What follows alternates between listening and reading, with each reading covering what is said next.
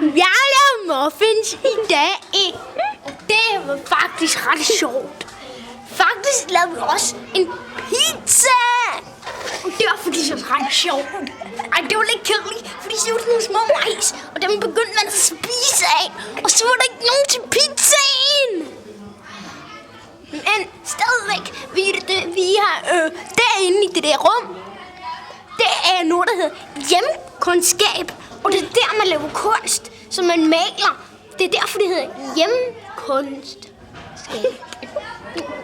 Og der kan man også have sine billeder i, fordi det hedder hjemkunstskab. Så det er et skab, man kan have sine billeder i.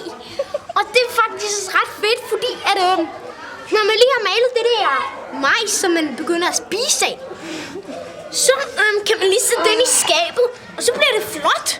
Så bliver det flot, altså. Det er helt frihed. Det er helt fantastisk, det kan jeg godt sige dig.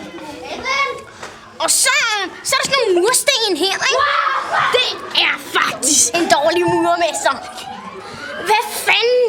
Har han glemt sine briller i den nederste skuffe? Til højre. Til højre. Til højre. Til højre. Til højre. Men, ved du hvad?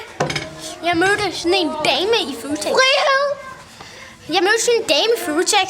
Så sagde jeg til hendes barn, fordi hendes barn stod og fjollede sådan op på mit ben. Så sagde jeg til hende, barnet, kan du ikke bare holde kæft i Føtex? Så kommer damen der. Er du racist? Er du racist? Skal du være sådan der mod mit barn? Er du racist? Er du racist? Så siger jeg, nej. Hvorfor skulle jeg være det? Dit barn kan bare ikke finde ud af at holde kæft i Føtex. Så går jeg så hen til den der dame. Så går jeg væk igen. Det var ikke et kønt syn. Så går jeg tilbage til den her hjemkunstskab. Det er hvor man har sine billeder i skabet. Og så ser jeg sådan denne lampe. Den er slukket. Men de andre har tændt. De andre har tændt. Det er jo et mirakel. Hvem har måske skiftet den pære sidst?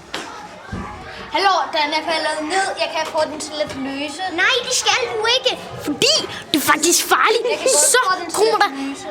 elektricitet. Og det er faktisk farligt, for hvis man rører ved enden af spidsen af en ledning, så skal det... Og hvis der så kommer sådan en gangster fra Nordjylland, nede der ved vandet i Nordjylland, altså vandet, som mener er sådan en lille å. Og så kommer der sådan en gangster dernede for den lille å i Nordjylland. Og så kommer han hen sådan, hvad ved du med mine penge? Så går jeg hen og siger til ham, du har ikke nogen penge. Så kigger i min lommer. Okay, der er 1 krone. Jeg vil heller ikke noget med dine penge, siger jeg så til ham. Så trækker han sådan en plastikpistol op af lommen. Jeg tror, det var sådan, der stod BR på, og så var der sådan en prinsesse tegnet på. Så siger jeg, den er uhyggelig. Så siger han, ja, det er faktisk Tony Rose, der er på. Så løb jeg, fordi jeg blev så bange. Altså, det var totalt gyser. Og så løb jeg så hjem til min mor. Og da jeg så kommer hjem til hende, så var hun ikke hjemme. Det var et mysterium. Så hang der sgu en seddel på køleskabet, hvor der stod, mor er lige kørt i Føtex. Så tænker jeg, nå okay, så tager jeg min iPad frem, ikke? Så spiller jeg sådan et spil, der hedder Tempo Run. Så døde jeg. Så smed jeg kraftedeme også iPad'en ned i jorden. Så kunne jeg da godt sige, da min mor kom hjem fra Føtex, så da hun kom hjem, så sagde jeg så til hende, mor, jeg smadrede iPad'en. Så sagde hun, hvorfor? Så sagde jeg, fordi jeg har lyst. Så sagde hun, man kan bare have lyst til at smadre de ærlige ting, vi har her i huset. Og hvis vi gør det en gang til, så får du stuearrest i en halv time. Okay, mor. Så går jeg hen og tager hendes iPhone 4S. Smadrer jeg den ned i jorden.